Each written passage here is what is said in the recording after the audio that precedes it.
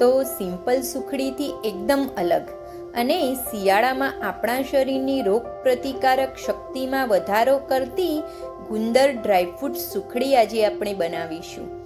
આ સુખડી આપણને શિયાળા દરમિયાન થતા દુખાવાથી રાહત આપે છે અને તે માત્ર 10 જ મિનિટમાં બની જાય છે. તો કેલ્શિયમ અને ગુણોથી ભરપૂર આ સુખડી શિયાળા દરમિયાન ચોક્કસથી ટ્રાય કરવા જેવી છે. હેલો ફ્રેન્ડ્સ, જય શ્રી કૃષ્ણ, રાધે રાધે.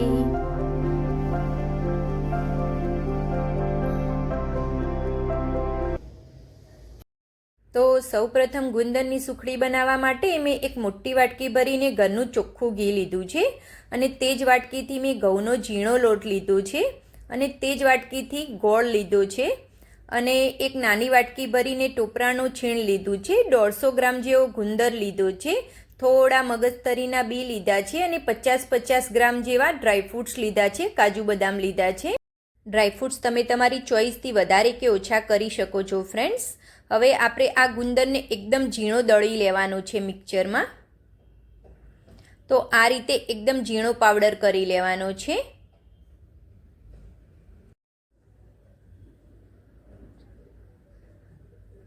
હવે એક પેનની અંદર આપણે 1 ચમચી ભરીને ઘી એડ કરીશું અંદર અને તેની અંદર આપણે ડ્રાયફ્રૂટ્સ એડ કરી દઈશું. આપણે ડ્રાયફ્રૂટ્સને થોડાક રોસ્ટ કરી લેવાના છે.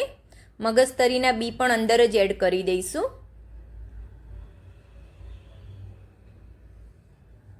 આપણે ડ્રાયફ્રૂટ્સને વધારે નથી શેકવાના, થોડાક રોસ્ટ કરી લેવાના છે.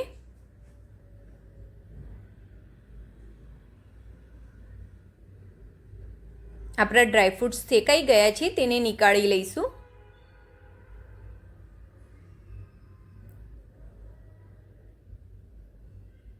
હવે તેને ઠંડા કરવા માટે મૂકી દઈશું. હવે તે જ પેનની અંદર આપણે 2 મોટા ચમચા ભરીને ઘી એડ કરવાનું છે. ફ્રેન્ડ્સ, મેં ઘી, ગોળ અને લોટનું માપ એક જ સરખું રાખ્યું છે. હવે તેની અંદર એક મોટી વાટકી ભરીને આપણે ઘઉંનો ઝીણો લોટ આવે છે એ જ મેં લીધો છે, તેને અંદર એડ કરી દઈશું. હવે આ લોટને આપણે ધીમા ગેસે શેકવાનો છે. એકદમ સરસ ગોલ્ડન થાય ત્યાં સુધી આપણે લોટને શેકવાનો છે. લોટ આપણો શેકાશે ત્યારે લોટમાંથી એકદમ સરસ સુગંધ આવવા લાગશે. લોટની અંદર આપણે ઘી પણ એકી સાથે વધારે એડ નથી કરી દેવાનું. લોટ શેકતા જઈશું અને ઘી અંદર એડ કરતા જવાનું છે. પાછું મેં અડધો ચમચો ભરીને ઘી અંદર એડ કર્યું છે. ફ્રેન્ડ્સ, એકી સાથે ઘી અંદર એડ કરી દેવાથી આપણા લોટને શેકાતા ખૂબ જ વાર લાગે છે, એટલે લોટ થોડોક શેકાઈ જાય પછી થોડું ઘી અંદર એડ કરી દઈશું આપણે. પાછું આપણું થોડુંક ઘી બચ્યું હતું તેને પણ અંદર એડ કરી દઈશું. આ સુખડીની અંદર ફ્રેન્ડ્સ આપણે થોડુંક વધારે ઘી રાખવાનું છે. આપણે ગુંદરના ભાગનું પણ ઘી અત્યારે જ એડ કરી દેવાનું છે, તો થોડુંક ઘી વધારે અંદર એડ કરવાનું છે. હવે ફરીથી આપણે લોટને શેકી લઈશું.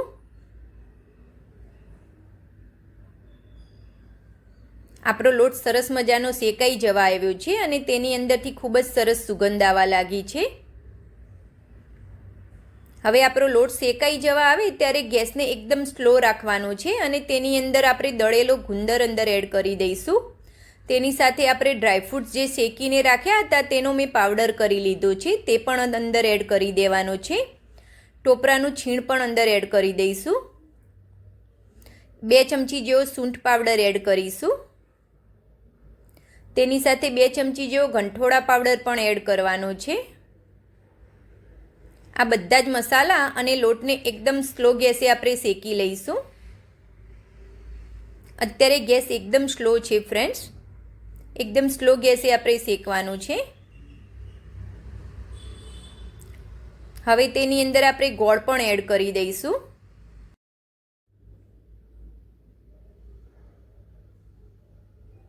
હવે તેને હલાવી અને ગોળ ઓગળે ત્યાં સુધી જ આપણે ગેસ ચાલુ રાખવાનો છે અને તરત જ પછી ગેસ બંધ કરી દેવાનો છે, નહીંતર આપણી સુખડી એકદમ કડક થઈ જશે અને ગોળનો પાયો થઈ જશે.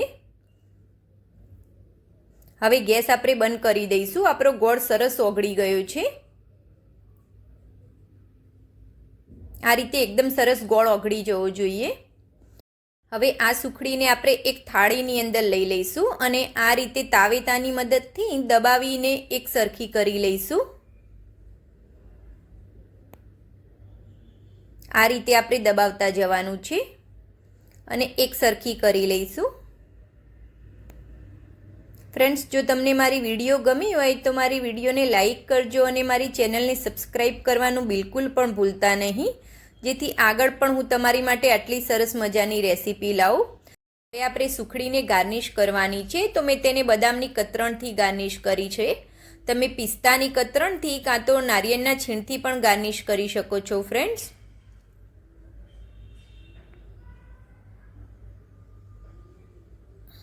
જો ફ્રેન્ડ્સ, આપણી સુખડી કેટલી સરસ મજાની બની છે. આનો એક ટુકડો ખાવાથી આપણા દિવસ દરમિયાન બધી જ કમજોરી દૂર થઈ જાય છે. હવે આ રીતે આપણે દબાવી લઈશું, જેથી આપણા બધા જ ડ્રાયફ્રૂટ્સ અંદર પ્રેસ થઈ જાય અને ઉપરથી નીકળી ના જાય.